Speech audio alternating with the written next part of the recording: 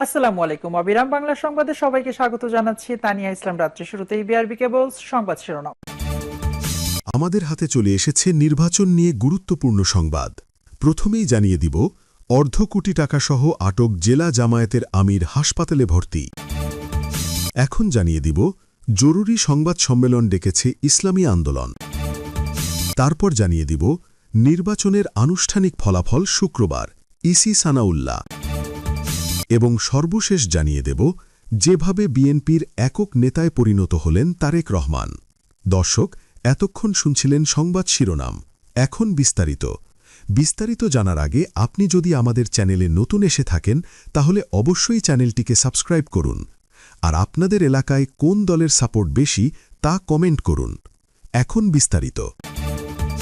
অর্ধ কোটি টাকাসহ আটক জেলা জামায়াতের আমির হাসপাতালে ভর্তি।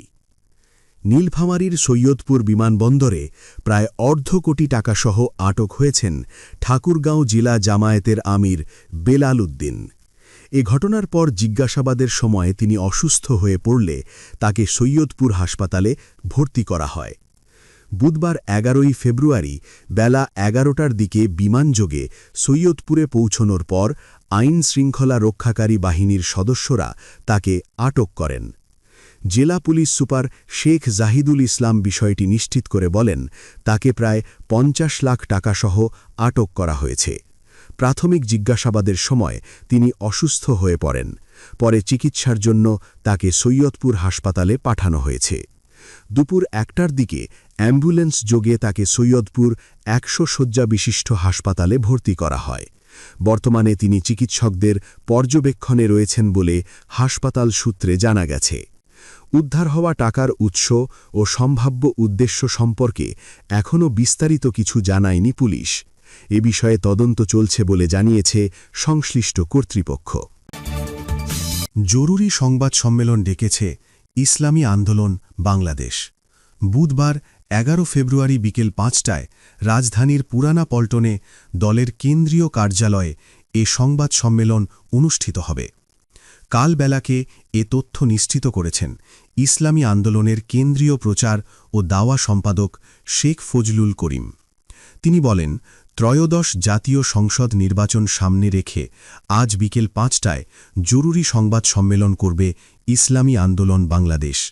তিনি আরও জানান, সংবাদ সম্মেলনে গণমাধ্যমের সঙ্গে সমন্বয়ের দায়িত্বে থাকবেন ইসলামী আন্দোলনের কেন্দ্রীয় মিডিয়া সেলের প্রধান সমন্বয়ক KM শরিয়াতুল্লাহ। নির্বাচনের আনুষ্ঠানিক ফলাফল শুক্রবার, ইসি সানাউল্লাহ। ত্রয়োদশ জাতীয় সংসদ নির্বাচনের পরের দিন শুক্রবার সকালে সারা দেশ থেকে আসা ফলাফল গণনা করে আনুষ্ঠানিক ঘোষণা করা হবে বলে জানিয়েছেন নির্বাচন commissioner brigadier general Abul Fazal Mohammad Sanaullah. বুধবার ১১ ফেব্রুয়ারি রাজধানীর একটি হোটেলে গণভোট এবং নির্বাচন নিয়ে আন্তর্জাতিক নির্বাচন পর্যবেক্ষক এবং সাংবাদিকদের ব্রিফিং অনুষ্ঠানে একথা বলেন তিনি। ইসি সানাউল্লাহ বলেন, পোস্টাল ভোটের রেজিস্ট্রেশন ডিজিটাল ছিল, বাকিটা ম্যানুয়াল। প্রত্যেকটি পোস্টাল ভোট সংসদীয় আসন অনুসারে গণনা করা হবে।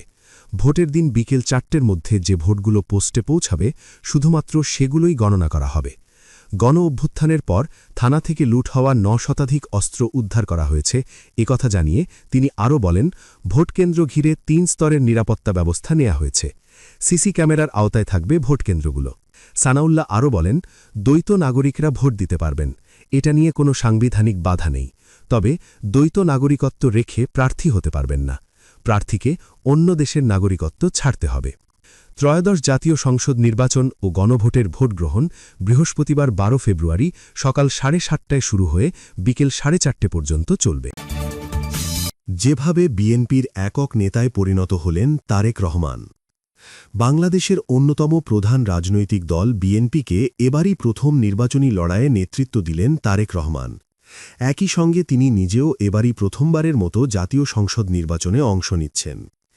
নির্বাচনের মাত্র মাসখানেক আগে মায়ের মৃত্যুর পর দলটির চেয়ারম্যান হিসাবে অভিষিক্ত হয়ে তার নেতৃত্বেই দলের নির্বাচনী প্রচার ও সাংগঠনিক কার্যক্রম পরিচালিত হচ্ছে এবং তার সমর্থকেরা তাকেই বাংলাদেশের সম্ভাব্য প্রধানমন্ত্রী হিসাবে বর্ণনা করে আসছে। তার দল বিএনপিও তাকে একক নেতা হিসাবে উপস্থাপন করছে, যদিও তার রাজনৈতিক প্রতিপক্ষ তারেক রহমানের বিরুদ্ধে অতীতের দুর্নীতির অভিযোগ ও শিক্ষাগত যোগ্যতার বিষয়গুলো সামনে এনে প্রশ্ন তুলছে। তারেক রহমান ও তার দল বিএনপি এসব দুর্নীতির অভিযোগ প্রত্যাখ্যান করে এটিকে অতীতের আওয়ামী লীগ সরকারের প্রচার হিসাবে বর্ণনা করেছেন। প্রায় ১৭ বছর লন্ডনে রাজনৈতিক আশ্রয়ে থাকার পর গত ডিসেম্বরে ঢাকায় ফিরে তার দলের পক্ষ থেকে বর্ণাঢ্য সম্বর্ধনা পেয়েছেন তিনি। মূলত এর মাধ্যমেই বাংলাদেশের প্রয়াত রাষ্ট্রপতি জিয়াউর রহমানের তৈরি করা দলটি প্রয়াত প্রধানমন্ত্রী খালেদা জিয়ার নেতৃত্বে সংগঠিত ও জনপ্রিয় হওয়ার পর আবার একটি সমস্যা সংকুল পথ পাড়ি দিয়ে তাদের বড় সন্তান তারেক রহমানের সরাসরি নেতৃত্বে পরিচালিত হওয়ার সময়ে পদার্পণ করল। বিশ্লেষকরা বলছেন, বিএনপিতে তারেক রহমানের নেতৃত্বে আসাটা ছিল অনিবার্য। এর আগে ২০১৮-তে খালেদা জিয়ার আটকের পর থেকেই দলটি আসলে তার নেতৃত্বেই পরিচালিত হয়ে আসছে। ফলে তার নেতৃত্বে নেওয়া নিয়ে কখনোই কোনো সংশয় ছিল না।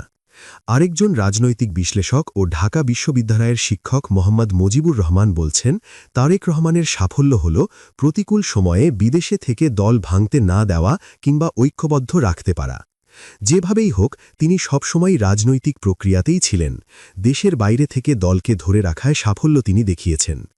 দেশে ফেরার পর আগের থেকে অনেক বেশি পরিণত মনে হচ্ছে। এখন দেখার বিষয় হবে নির্বাচন ও নির্বাচন পরবর্তী সময়ে তার রাজনৈতিক সিদ্ধান্তগুলো এর কতটা প্রতিফলন ঘটে, বিবিসি বাংলাকে বলেছেন তিনি। ত্রয়োদশ সংসদ নির্বাচনের মাধ্যমেই এককভাবে দলের নেতৃত্ব দেওয়া ও নিজের জাতীয় নির্বাচনের প্রথম অভিজ্ঞতা নিচ্ছেন তারেক রহমান। দলের চেয়ারম্যান হিসাবে তারেক রহমান গত ২২শে জানুয়ারি সিলেটে দলের নির্বাচনী প্রচার শুরু করেন। তার স্ত্রী জুবাইদা রহমান ও মেয়ে জায়মা জার্নাজ রহমানকেও নানা কর্মসূচিতে অংশ নিতে দেখা গেছে। শিক্ষা, রাজনৈতিক জীবন, উত্থান। বাংলাদেশের প্রথম সামরিক শাসক ও প্রয়াত রাষ্ট্রপতি জিয়াউর রহমান ও সাবেক প্রধানমন্ত্রী খালেদা জিয়ার বড় সন্তান তারেক রহমান ১৯৬৫ সালের ২০শে নভেম্বর জন্মগ্রহণ করেন। বিএনপির নিজস্ব ওয়েবসাইটেও এই জন্ম তারিখই রয়েছে, যদিও তার নির্বাচনী হলফনামায় বলা হয়েছে যে তিনি ১৯৬৮ সালের ২০শে নভেম্বর জন্মগ্রহণ করেছেন। ঢাকার বিএএফ শাহীন কলেজে প্রাথমিক পড়াশুনো করে ৮০-র দশকে তিনি ঢাকা বিশ্ববিদ্যালয়ের আন্তর্জাতিক সম্পর্ক বিভাগে ভর্তি হন বলে তার দলের ওয়েবসাইটে উল্লেখ করা হয়েছে। কিন্তু তিনি সেখানে পড়াশুনো শেষ করেছিলেন কিনা সে সম্পর্কে কোনো তথ্য পাওয়া যায়নি। ওদিকে নির্বাচন কমিশনে এবার যে হলফনামা তারেক রহমান জমা দিয়েছেন সেখানে শিক্ষাগত যোগ্যতা উচ্চ মাধ্যমিক বলে উল্লেখ করা হয়েছে। দর্শক, আজকের সংবাদ ছিল এ পর্যন্ত। ভিডিওটি যদি ভালো লেগে থাকে তাহলে একটি লাইক দিন আর ভিডিওটি শেয়ার করে আপনার বন্ধুদেরকে জানার সুযোগ করে দিন। ধন্যবাদ।